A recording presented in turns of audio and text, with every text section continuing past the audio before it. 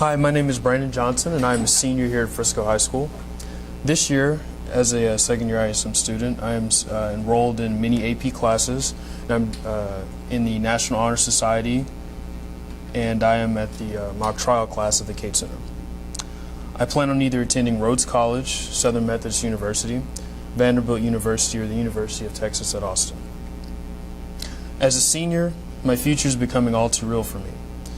From my junior year to now, I have grown and matured so much, and I believe it is partly due to my experience in ISM last year.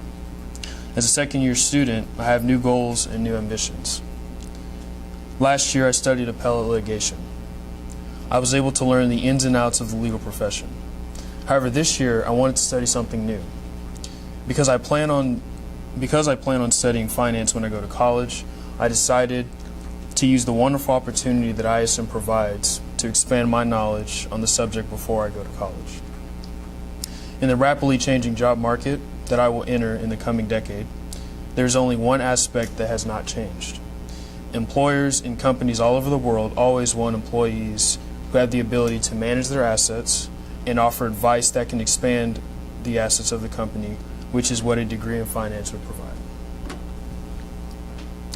And now, I mentioned finance before, but the title Global Finance, this is what I'm studying, was influenced by my mentor, who I will talk about later. So why ISM? As a second-year student, I asked myself this question at the beginning of the year. But then I also asked myself, why not? Like I said before, why not take this wonderful opportunity to study something new and kind of go on a new journey that will also help me for college into what I want to study? Global finance is the process of conducting financial analysis, financial advising, managing and growing corporate resources, or providing financial services on a global scale, which is the services part is what my mentor does. The career outlook for finance, I was really attracted by it, and what really kind of drew me to studying the subject was looking on Yahoo and things like that, and just studying the hot jobs and what the degrees that employers want. And so after doing a lot of research on that, that kind of pushed me toward wanting to do finance. And so finance is expected to grow as an entire field. And I'll talk about how diversity.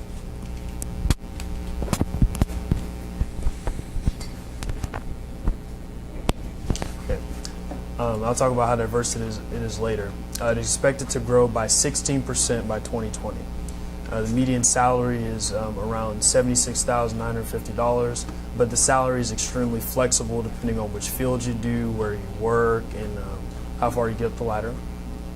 But what is also challenging about it, and it's kind of engaging to me, is that the field is very competitive to get into. So you have to have a mix of the right knowledge, the right, and just the right ability to, to really make your way up that ladder. And so, but the main thing that really drew me, like I said before, to finance is that the knowledge of finance and being able to manage and grow resources is incredibly valuable in today's job market.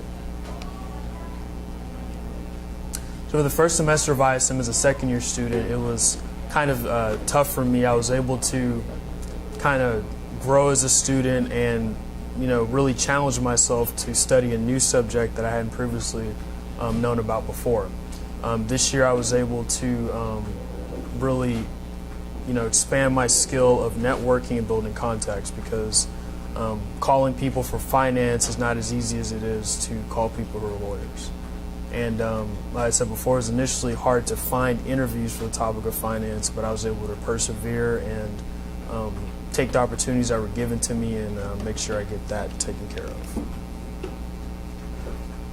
So the Business Symposium, that was a really great event for me, and it was really beneficial to me, helping me get the interviews that I needed. And it was held at the Frisco ISD Administration Building.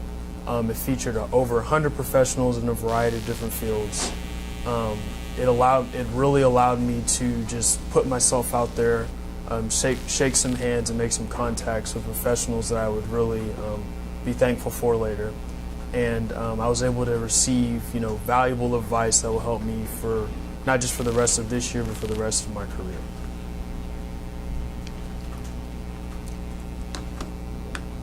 So I really, the research process this year was really interesting because I was really able to learn new things because, as I said before, finance was a subject that I didn't know a whole lot about.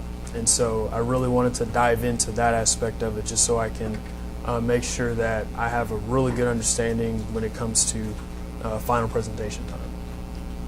And so the first subject I researched was influenced by my teacher, Coach Goff, and it was the benefits of a Roth IRA. So I had no idea what this was, but it sounded cool, so I was ready to dive into the research aspect of it. So a Roth IRA is an account that is available to all Americans. It allows you to invest your first taxed income into the account, and after the initial investment, the money grows into the account untaxed. And so you can have it in there as long as you want. You can withdraw it at any time you want. There's no withdrawal penalties, but it is best to keep it in there as long as you can, just so you can grow your assets.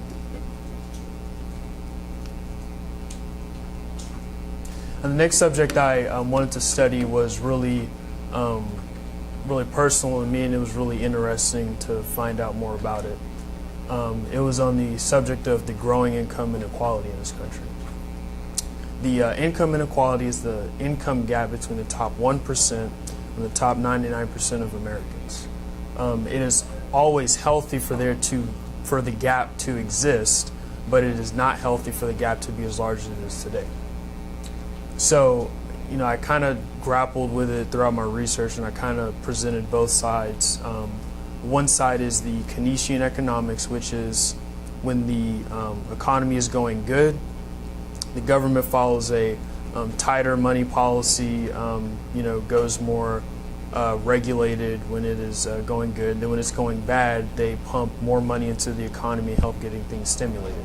And that's kind of the type of economics that the current administration has followed so far between 2009 and today.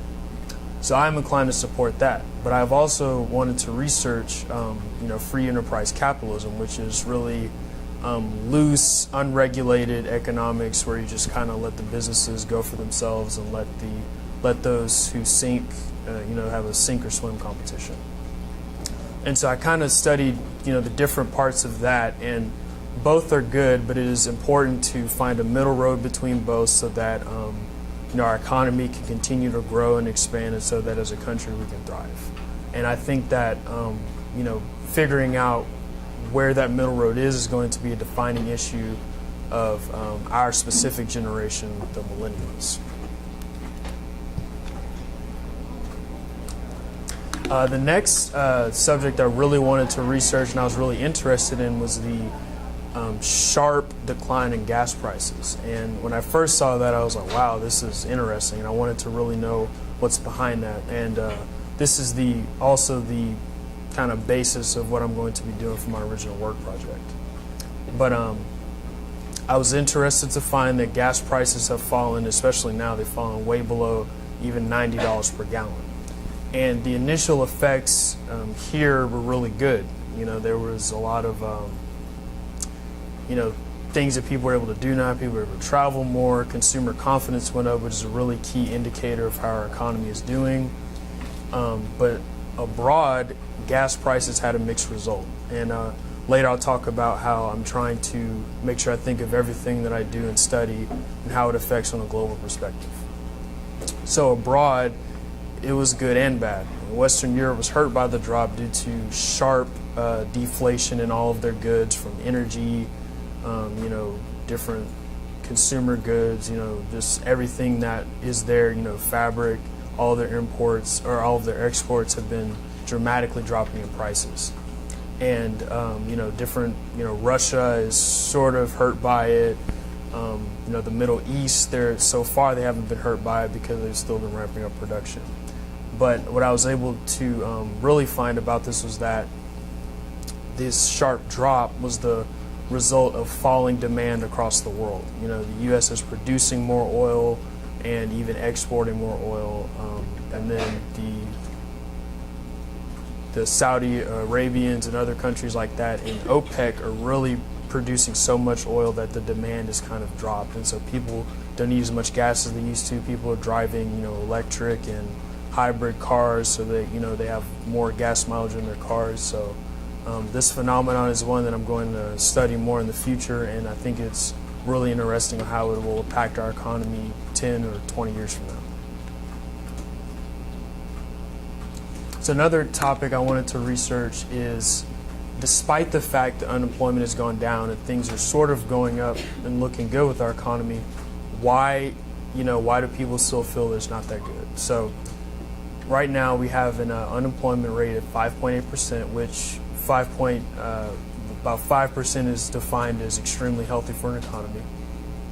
Consumer confidence is at its highest level since 2007. Inflation remains really low at 1.7%, and the economy has added over 200,000 jobs per month.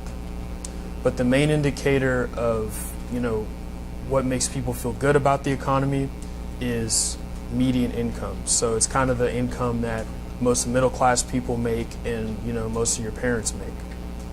That has grown by just 1.1%.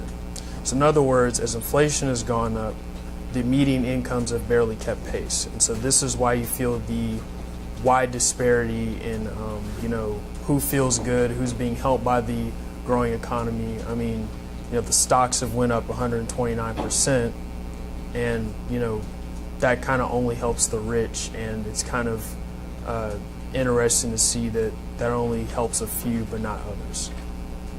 This is a solution that I personally believe that would fix it, and there's a bunch of other solutions, but would be to raise the federal minimum wage to $10.10 an hour. So, making sure we raise the bare minimum wage as what I reason would help, create that wage growth and kind of help nudge wages in the business world, so that even in different service industries, even people who are going to the jobs at the office, they will see their pay raise as well.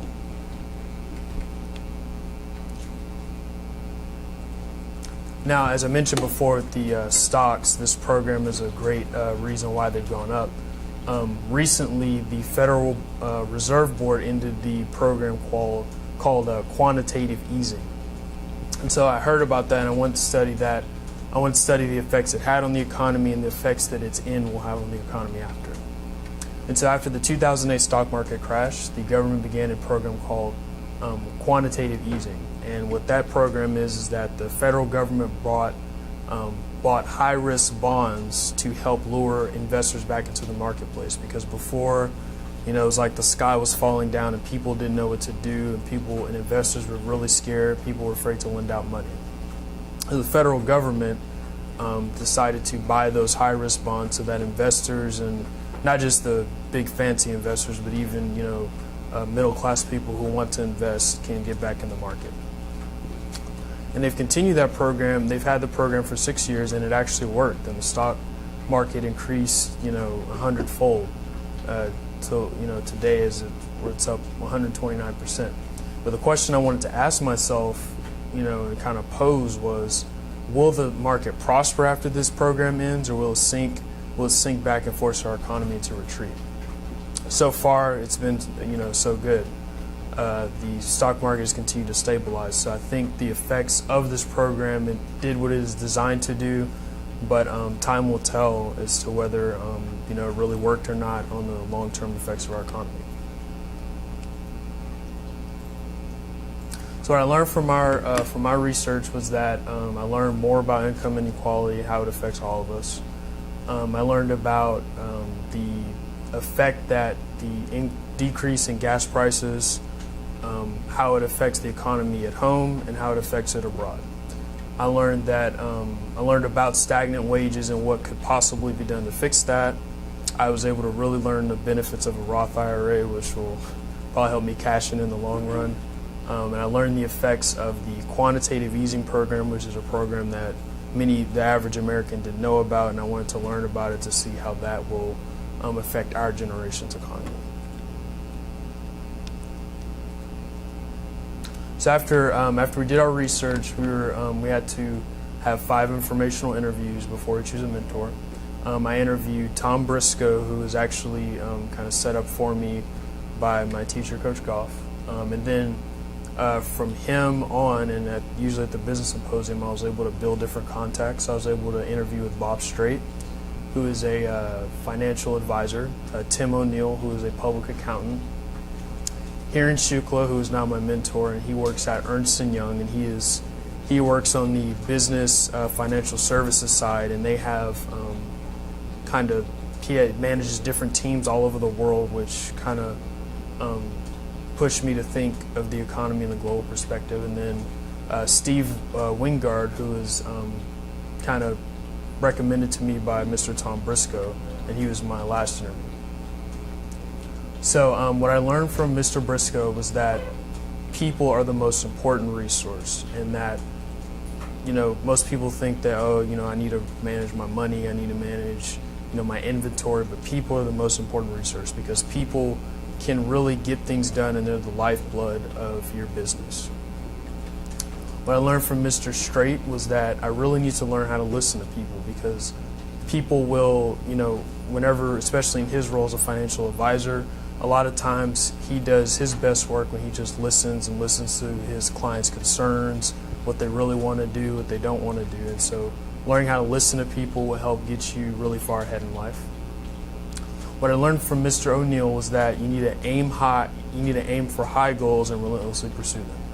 And so, you know, I mentioned to him that I possibly want to work in the Justice Department, the U.S. Justice Department, as I get older. And he told me that I really need to, you know, make that goal take shape and really work hard to get there, and you know, continue to work hard in school and do everything I can to get to that goal.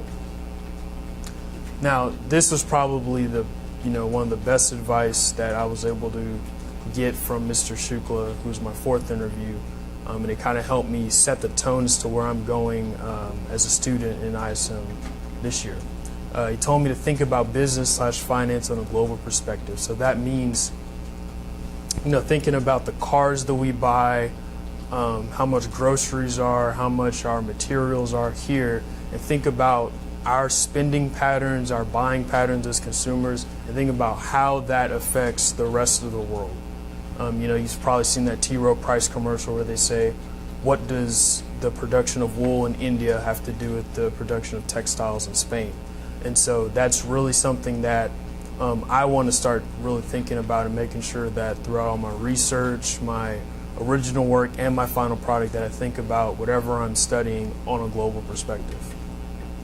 And then lastly, Mr. Steve Wingard, who is military man going to the military academy at West Point, taught me really valuable life advice, which is remember special people. He told me that, you know, different people are in your life for a reason, that you need to keep in contact with them and remember them, because, you know, you never know when they can help you.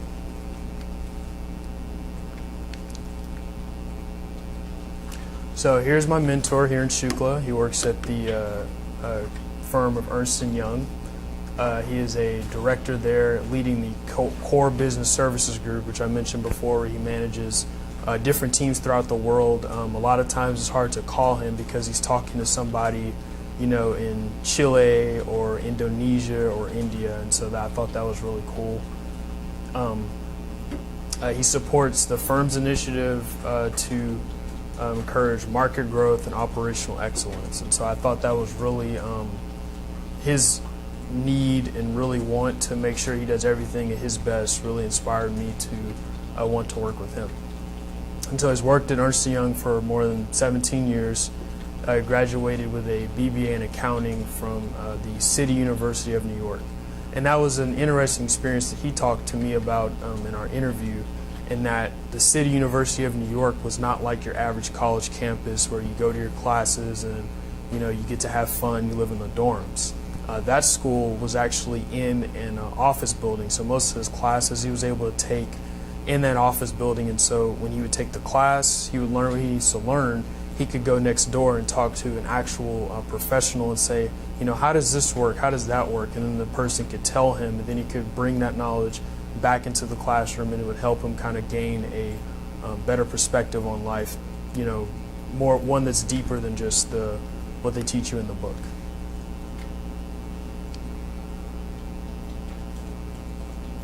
And so I would like to leave you all with a quote.